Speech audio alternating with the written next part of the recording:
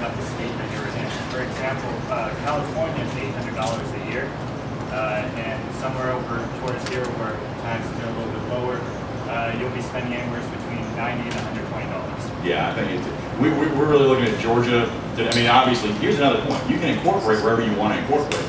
And that's relevant because there are different tax issues for incorporation everywhere. There are tax credits, there are tax benefits, there are tax rates that vary from state to state, and it's something that you should certainly be looking into as you're deciding where to base your company. Because your company does not need to be based out of Georgia, even if you operate exclusively out of Georgia. You can incorporate in Delaware or Nevada or California or anywhere else. You can change that as well. It's, again, you may have to merge your company or refile your company, but you can certainly do that. So is that a matter of, instead of going to the Georgia State Secretary of State website, you would go to the Secretary of State website of the state you want to incorporate it? Generally, yes. Generally.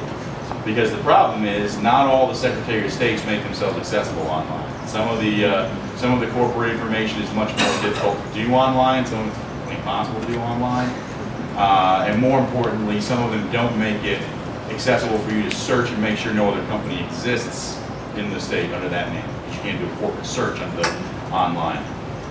You don't want to try registering your company under the same name as some other company in the state, because then they won't let you do that. So it's good to know whether someone has your name before you get wedded to it. Again, if I had a nickel for every client who came in absolutely wedded to a name, but I told them to change and they didn't, well, I wouldn't have to practice law anymore. But it's a good idea to make sure nobody has it before you try to use it.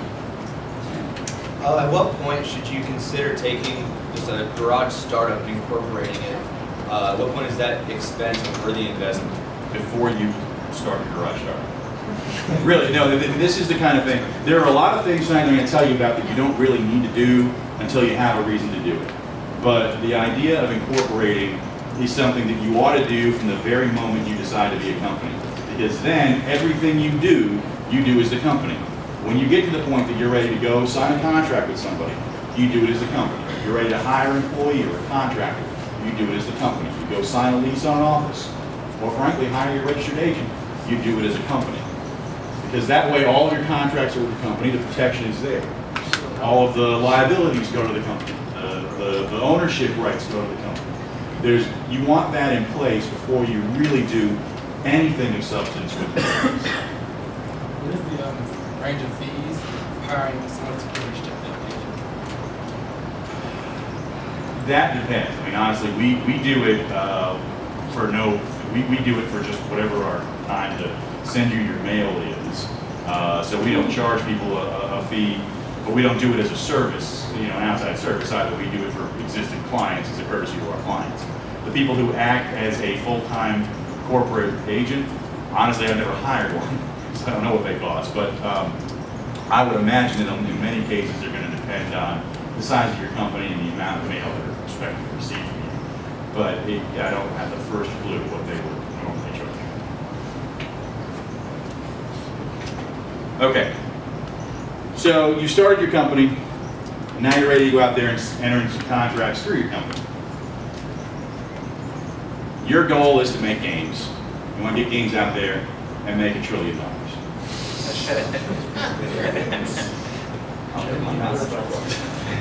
All right, fine. Let's be more realistic. So you've got to get from point A to point B. How do we do that? You've got to get a game developed. You've got to get a game produced. You've got to get a game marketed and in a store somewhere where people can get it, whether that's Amazon or App Store or Best Buy, if those still exist. So, very briefly. So, how do we get there? Chances are you're not going to do it 100% by yourself with no one else involved.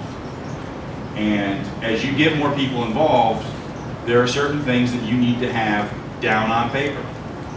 You've got to have contracts in place in order to make sure that this company you just spent all your time developing is going to actually be able to make and keep the money that your game is making and hopefully keeping. So what do you need for basic startup contracts? The first thing you need is you need to look around and say, is there anybody else in my garage with me? Because if there is, you need an operating agreement. Okay, I know you think that you guys are the best of friends and that nothing is ever going to happen and you know exactly what's going to happen when this gang makes money. I'm going to get this much and you're going to get that much and that's how it's going to work. And if you don't have that on paper, it's shit.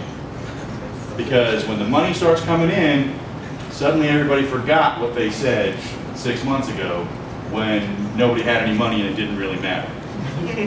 And that's when people have to come hire me and I say, well, where's your contract that proves that that's what your agreement was? And you say, I don't have one.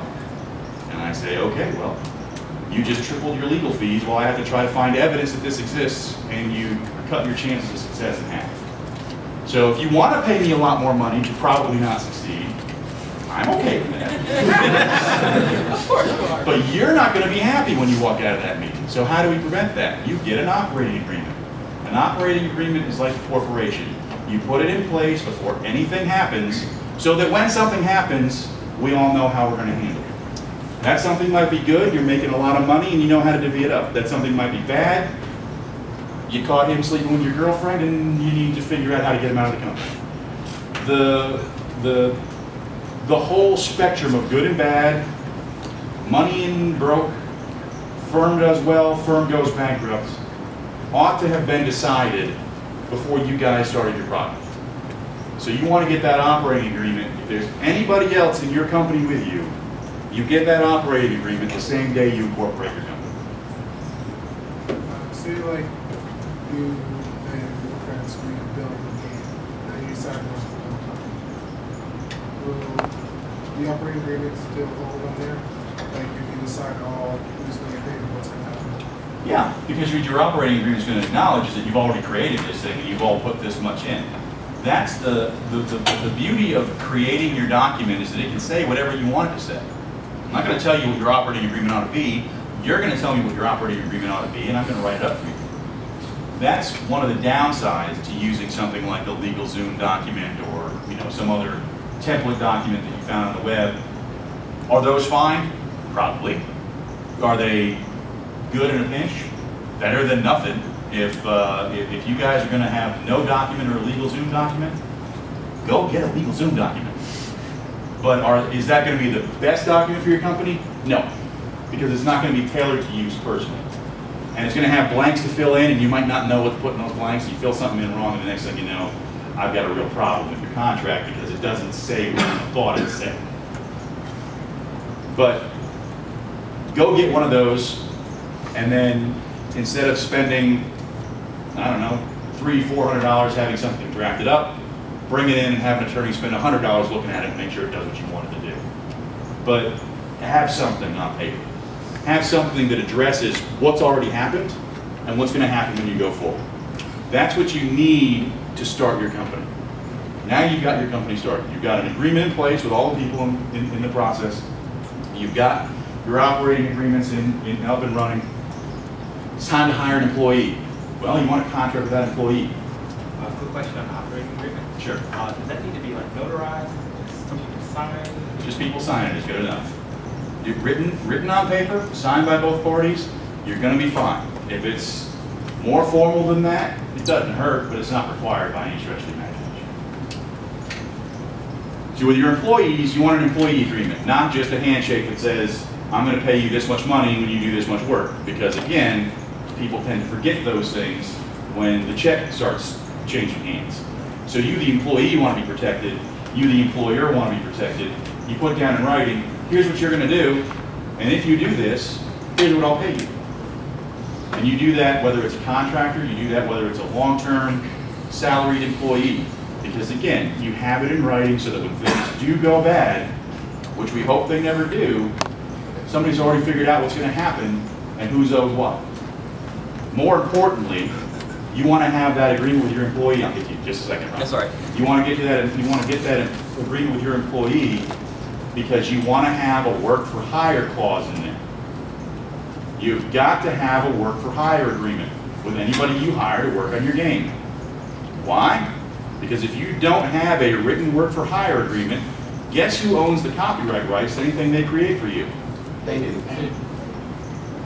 Okay, now there's an exception to that. If you can prove they're your employee and they're creating this in the normal course of their employment, then the presumption is that it was a work for hire and that the copyright's owned by the company. Presumptions are not great.